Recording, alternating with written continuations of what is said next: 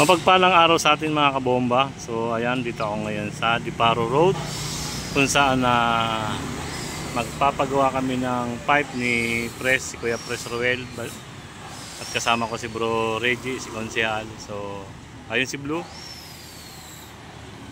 susubok din yan, at ito kay Konsehal TV1. So ito yung madalas na pinapagawa sa ngayon dito sa Caloocan kay Red Motorcycle Exhaust. So quality po ang gawa rito. Bukod sa quality, mura ng konti. So tara, silipin natin mga kabomba. So ayan si Pres, lalakad tayo. So ayan, along highway lang, along ano lang po ito mga kabomba, madali pong hanapin. Pinyo lang po yung Red Motorcycle Exhaust. Tara, ikot-ikot tayo.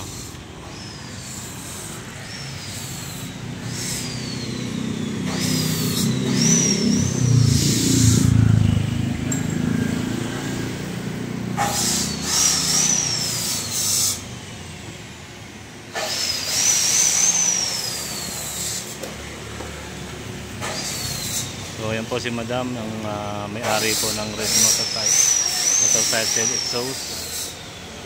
Kausap po siya ni Kuya Pres, papalit ng pipe. So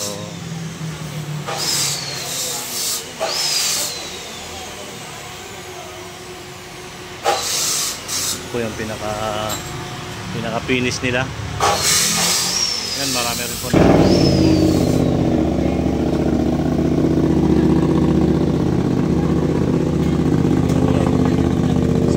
Grabe, lit niya na.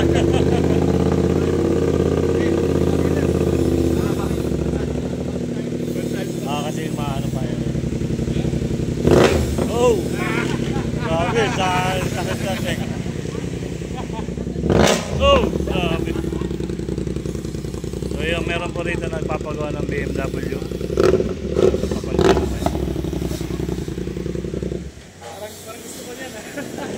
Parang may galit ka sa kapitbahay niyan, Tera. Hindi lang siya ako akong content. Iinit siya rin. Sobrang ikli naman yan, ha? BMW. Lakas mo kay Pinay ko. Ha? Ay, Pinay ko, lakas. Diyan tayo pasok mo doon pa. Oo nga, napasok na yan. So, ayan, pasok tayo mga kabomba. So, ito yung mga pwedeng pagpilian, mga exhaust. Ayan. Dito, presyo po na ito, medyo may kamahalan, hindi ko sigurado. Pero ito, pero pagdating dito, medyo affordable na, kaya na po yan. At ito yung mga bago nila. So, ito yung pinagpipilian ni Kuya Pres. Pero ito. Yung sa akin, plano ko baka ito. Uy! Halimaw! Ganda rin na ito. Pero isa lang yung tatak niya. Oo, meron na tayo niya. Ito yung hinanap ko yung may saradong ganito. Matamang bagay.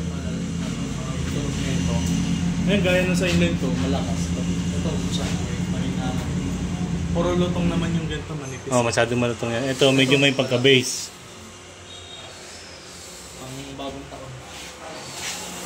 Kasi tayo sa mga pagpapagawa ng pagdugtong ng mga pipe.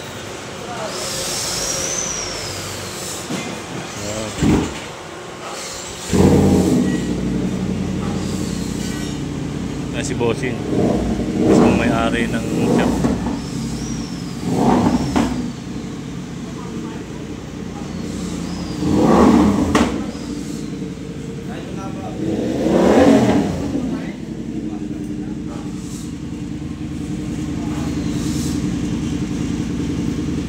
Grabe yung BMW doon kanina. Ayun, nakanarinig nyo yun. Halimaw yung tunog. Kasi sobrang ikli ng pipe niya. So yan, mga pinakakabit. So check na natin mamaya kay Pres. Ayun, oh! Oh! Oh, maganda! Oh, oh!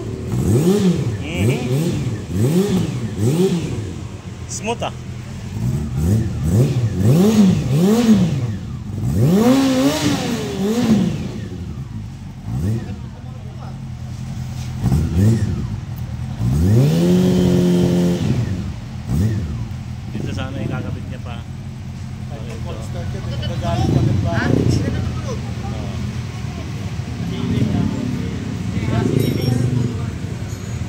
testing na to. Paano ko ba maitatag to? Yung pinost ko. So, lagyan ko lang yung ating tapos electric source. I-send ko na lang sa iyo para mas madali. Hindi, post ko na lang to. Enough. Wow! Maganda yung isa. Hindi nagkakalayo ng pipe ko, di ba? Yung pipe ko isa. Ganyan yun. Maganda to. Parang mas pogi ito. Sige, testingin natin isa. So, yan, papalitan ng compress ng E-stay. Long na E-stay. Tingnan natin yung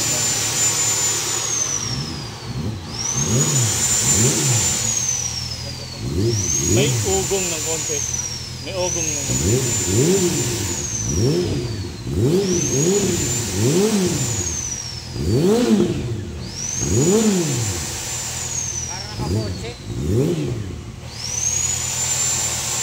So, pinagpipilian pa ni Press kung ano yung satisfy sa sounds niya.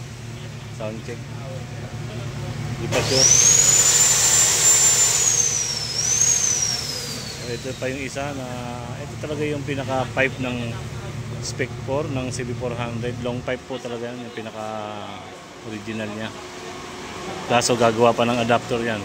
Gagawa pa ng adapter yan, Press. Kaso old style old school na. Pero yan talaga maganda. Pang-municipal ka na ito. Oo. So pagpipilian pa ni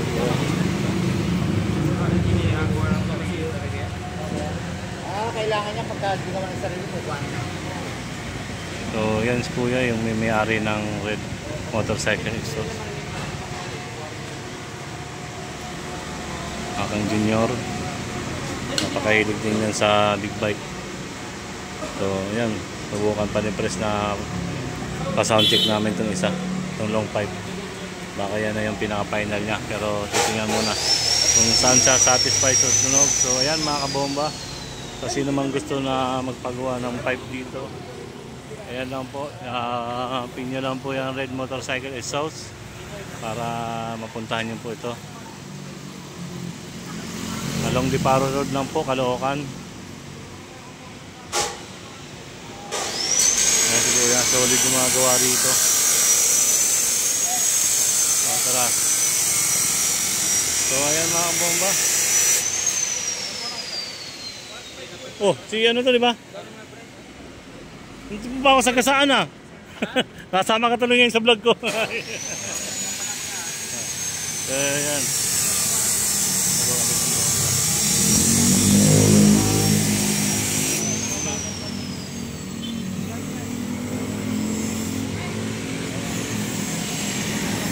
So, ayan mga kapatid, mga kabomba.